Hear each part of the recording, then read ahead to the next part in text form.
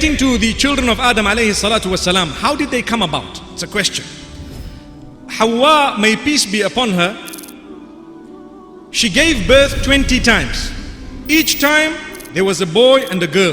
Subhanallah. They were of different colors, different shapes and sizes, in the sense that, the looks were varying from one to the other and so on. And at that time, they had to be marriage. So how were they going to marry? They had a different law, they had a different sharia. Adam alayhi salam, how did he become a prophet? That is also a very important question for us to answer. Initially, he was the father.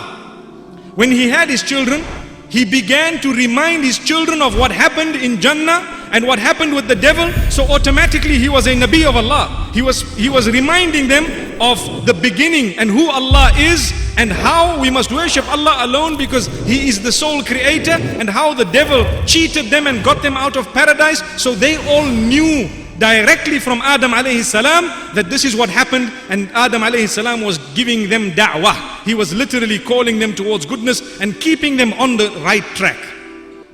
So as the children grew, one of the oldest children was known as Qabil, in the English language Cain, and the one younger than him was known as Habil or Abel in the English language. We find some similarities in the previous revelations with what we also have in Islam. So what was the difference between these two? Listen very carefully. Cain was not so good looking and Abel was very handsome. Listen to this. And the sister of Cain was very good looking, but she was born in the same or from the same womb. So those two were what we call womb brothers and sisters, from the same womb. And when it came to Abel, he was very good looking, but his sister was not as good looking. Look at how looks affected them from the very beginning. So Adam alayhi salam instructed the two when the time came, and Allah put naturally in them the inclination towards marriage and partnership and so on. So Adam alayhi salam says, you will marry the sister of this one, and this one will marry the sister of meaning your sister. So Cain, his sister was very good looking. He looked at this girl he's supposed to marry, and he says, she's not that good looking. And why must I give my sister to this guy? Why? Imagine the question. I don't want to give my sister. If we read the books of the historians, Ibn Kathir rahimahullah has made mention of what I'm saying.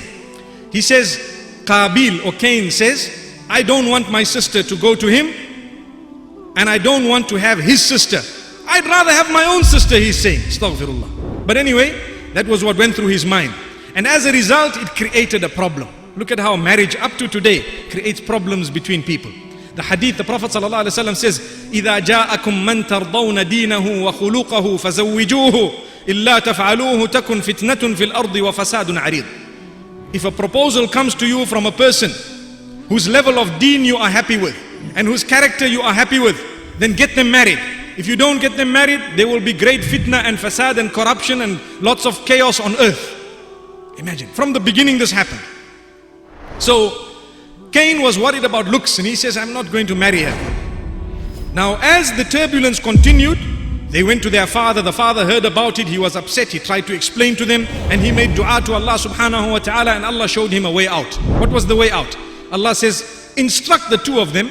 One was a shepherd and one was a farmer who had produce. Instruct the two of them to give out a charity. Instruct the two of them to give out a charity, and whoever's charity is accepted will be correct. Now what happened? This is made mention of the Quran. In the Quran, Allah says, وَاتْلُ عَلَيْهِمْ نَبَأَ ابْنَيْ آدَمَ بِالْحَقِّ. O Muhammad sallallahu alayhi wasallam, recite to them the story of the two sons of Adam with truth. إِذْ قَرَّبَا قُرْبَانًا فَتُقُبِّلَ مِنْ أَحَدِهِمَا وَلَمْ يُتَقَبَّلْ مِنَ الْآخَرِ. When both of them gave their sacrifices, and it was accepted from one and it was not accepted from the other. The question is, why was it not accepted? It is very interesting. We are going to draw a lesson from this. The one who was a shepherd was Abel. He came with a good animal and he put it on the mountain. Why did they have to put it on the mountain? There were no poor people at the time. There's no poor to give the charity to. So the plan at that time, what used to happen is, they used to put the sacrifice on the mountain and then they would go away. When they come back, they would see the fire has eaten one or the other. When the fire has eaten your sacrifice, it means it was accepted by Allah subhanahu wa ta'ala. And if the fire has not eaten it, it's not accepted, it's rejected. So this man came with a very good animal and put it there.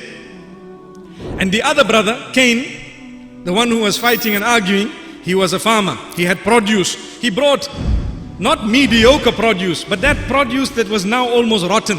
And he put it there and he says, right, this is the sacrifice. And they went away. So one was accepted, one wasn't. It's very simple to know which one was accepted and why.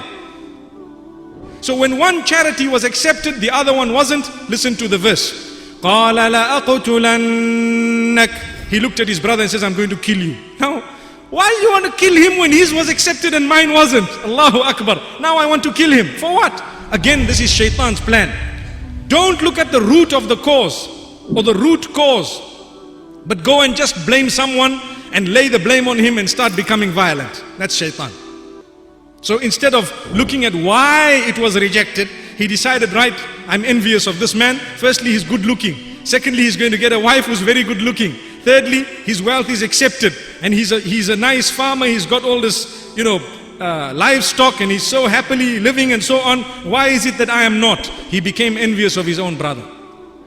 The brother gave an answer, إِنَّمَا يَتَقَبَّلُ اللَّهُ مِنَ الْمُتَّقِينَ. Allah is going to accept the charity of the person who is conscious of Allah. Allah will accept the charity of the one who's conscious of Allah. لَإِن بَسَطْتَ إِلَيَّ يَدَكَ لِتَقْتُلَنِي مَا أَنَا بِبَاسِطٍ يَدِيَ إِلَيْكَ لِأَقْتُلَكَ إِنِّي أَخَافُ اللَّهَ رَبَّ الْعَالَمِينَ. If you are going to stretch your hand to kill me, I am not going to stretch my hand to fight you or to kill you back or to do anything to you, because I fear Allah. I fear our Creator who has created entire creation, and He is the Lord of the worlds. This was the answer of the brother. But what happened? This brother was adamant, and shaitan had taught him how to kill. Imagine, how would someone have known how to kill? You got to stop this person from breathing. How? Shaitan taught him how to murder. So he hit his brother with something very hard, either a rock or something very hard, and he killed him.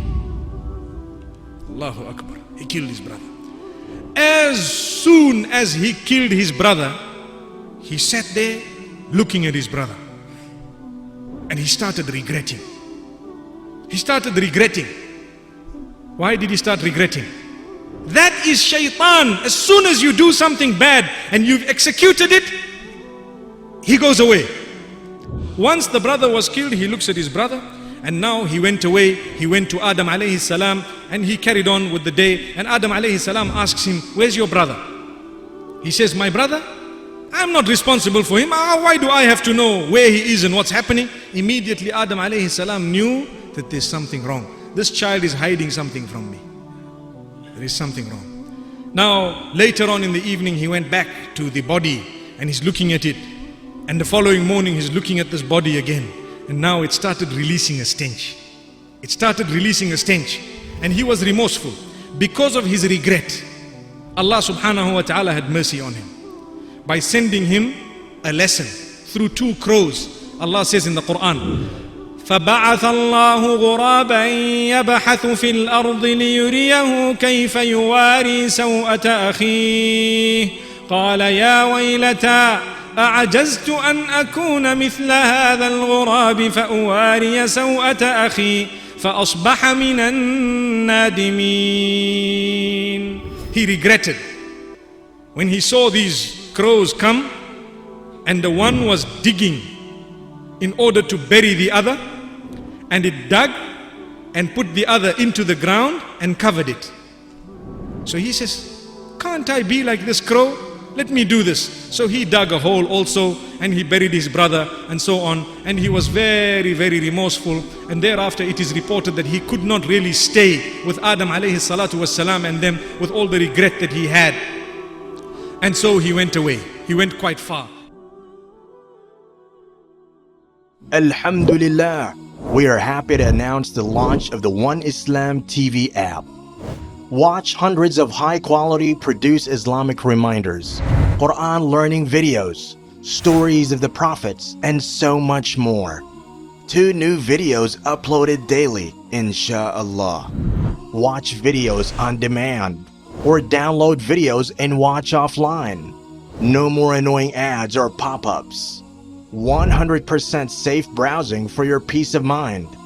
Watch or listen to lectures and lessons while you work, rest, or drive with your device switched off.